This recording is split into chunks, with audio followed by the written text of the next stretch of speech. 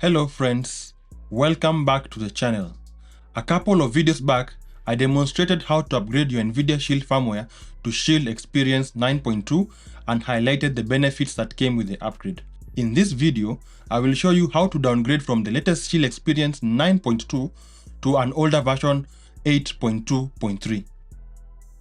But why 8.2.3? Shield users on Reddit and other forums have a liking of Shield Experience version 8.2.3, which was released in April of 2021, mainly because it feels snappier than later versions and has fewer bugs.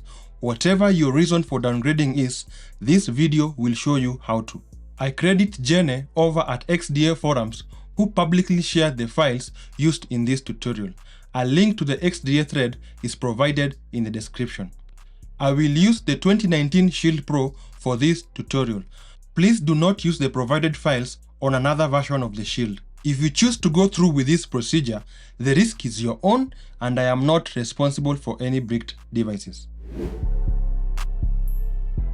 In order to perform this downgrade, you will need, number 1, a Windows computer where we will perform ADB and fastboot functions. The second item is an extra USB keyboard or Shield controller to navigate the bootloader menu of the Shield. The third prerequisite is an internet connection to your Shield through Ethernet. A wired internet connection will enable us to manually disconnect the Shield from the internet as the setup initializes. I will explain why we need to do this later. The fourth item we need is a male-to-male USB-A cable. This may be rare to come by, but you can order one from Amazon or DIY using existing cables according to the instructions linked in the description. The fifth prerequisite is the stock image file for the 2019 Shield Pro. A mega link to this file is also provided in the description. Finally, we will need ADB and Shield USB drivers. These drivers are zipped together with the stock image linked below. I have bundled all files required for this tutorial in one zip file and provided a mega download link in the description. Proceed to download the zip file, which is about 850 megabytes in size, and feel free to mirror this link. To install ADB drivers to your computer, double-click and install the Universal ADB Driver Setup.msi supplied with the files. Next, extract the Platform Tools zip archive and copy the Platform Tools folder to the root folder of your C drive as shown.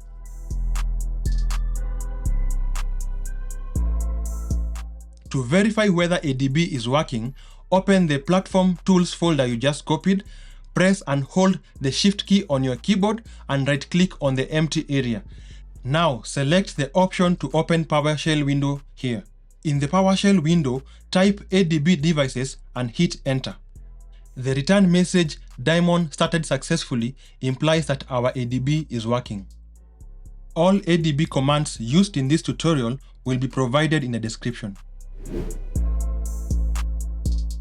To enable ADB debugging on your Shield, go to System Settings, Device Preferences, and select Developer Options at the bottom of the list. If you do not have developer options in your menu, you need to navigate to System Settings, Device Preferences, About, scroll down to Build at the bottom, and select it 7 times. You will then see a toast notification that Developer Options is enabled. Once in Developer Options, scroll down to USB Debugging and turn the toggle to On.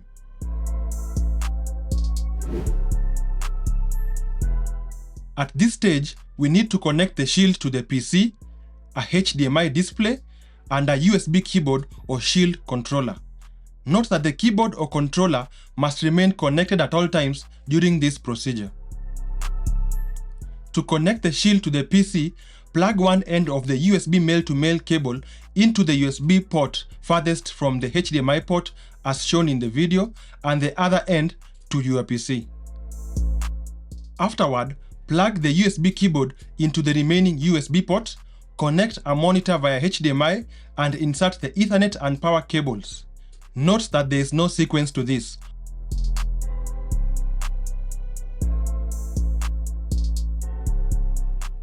If it is the first time debugging with your computer, this pop-up to allow debugging will appear on the Shield. You will check Always Allow before clicking OK so that it doesn't keep popping up every time you connect the Shield to your PC. Going back to the Platform Tools folder, open the PowerShell window again as described previously and run the command adb devices again. After hitting enter, you will note that this time a device with a specific number ID is listed. This is our Nvidia Shield TV box. Before switching to the bootloader mode, I want to show you that our Shield here is presently running the latest Shield Experience 9.2 as of March 2025. In order to flash our Shield Experience 8.2.3 image, we need to boot our Shield into bootloader mode. This is akin to recovery mode in Android phones. We can put the Shield into bootloader mode by either of three ways. The first method involves using adb by entering the command adb reboot bootloader in the PowerShell window, which will instantly restart the Shield into bootloader mode.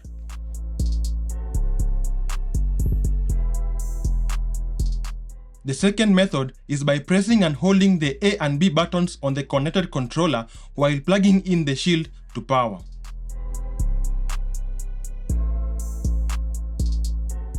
When using the controller, you can use the buttons X and Y to navigate in the bootloader menu. The third method, which never worked for me, is by pressing and holding the A and B keys on the keyboard while plugging in the Shield power cable.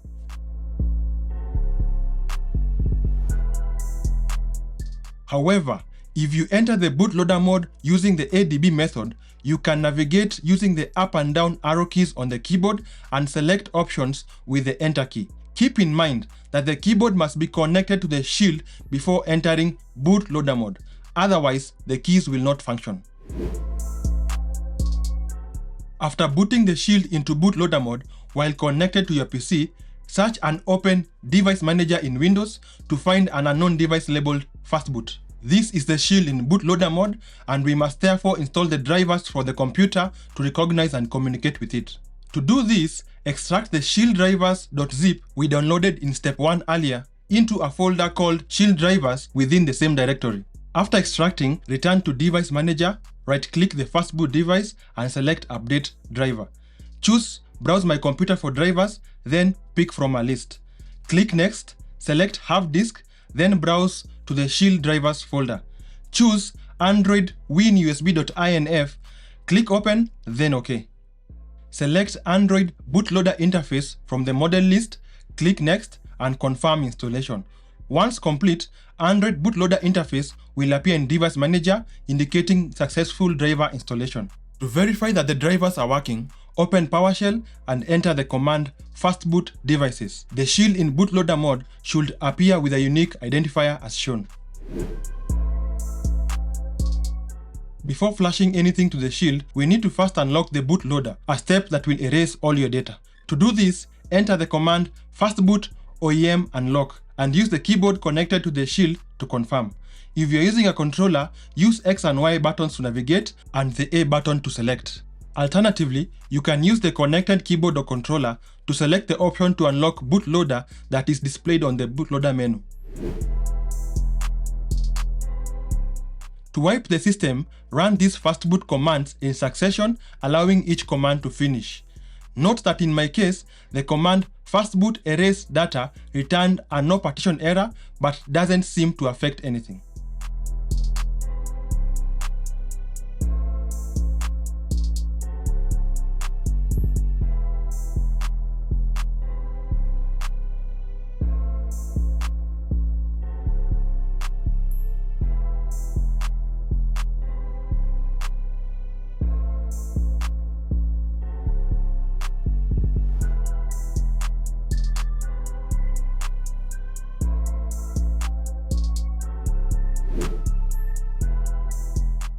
Before flashing the Shield with the 8.2.3 firmware, we need to copy all the files from the stock image folder, which was included in the zip archive we downloaded earlier, and paste them to the Platform Tools folder. Afterwards, to flash the system, run these fastboot commands one after another, ensuring each completes before moving to the next.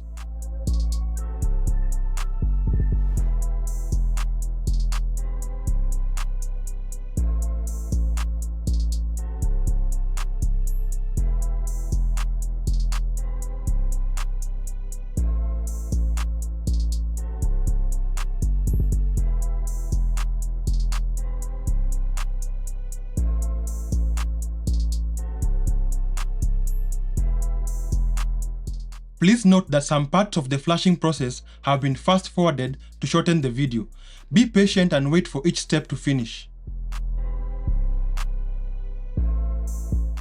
If you are enjoying this tutorial, please consider liking and subscribing to support the channel.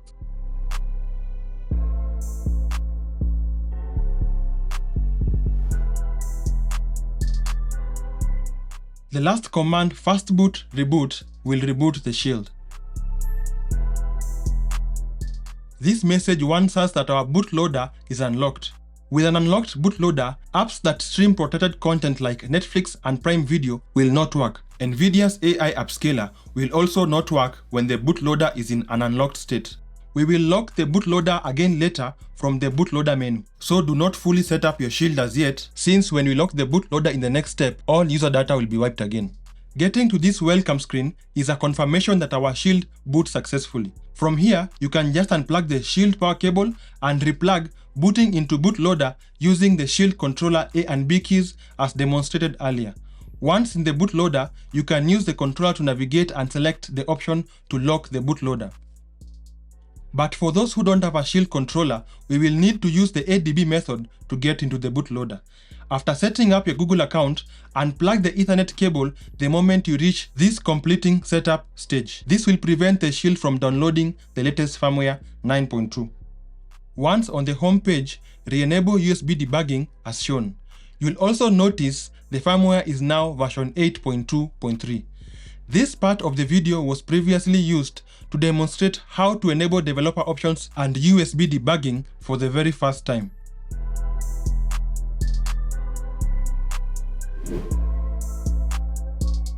After re-enabling USB debugging, proceed to open the PowerShell window as before and enter the command adb reboot bootloader to get our connected shield back to bootloader mode.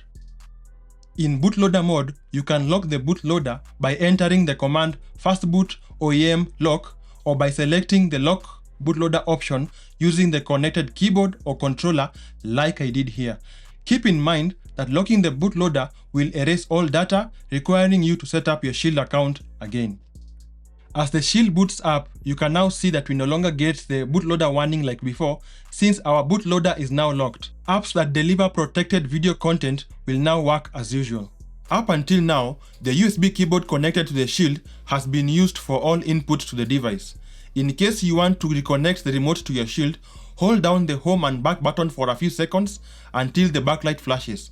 Allow a few more seconds for the shield to detect and reconnect to the remote. Proceed to set up your account like before, and remember to unplug the Ethernet cable the moment you get to the completing setup screen. After getting to the home screen, enable USB debugging once again and enter this command in PowerShell to disable Nvidia OTA updates. After disabling the Nvidia over-the-air updates using the ADB command, navigate the shield settings as shown in the video and check for upgrade. You will note that the upgrade window looks generic and will always report that the shield is up to date. This is a confirmation that the shield update has been disabled. Later on, in case you want to update your shield, you can use this free app called ADB TV to easily re-enable Shield OTA update.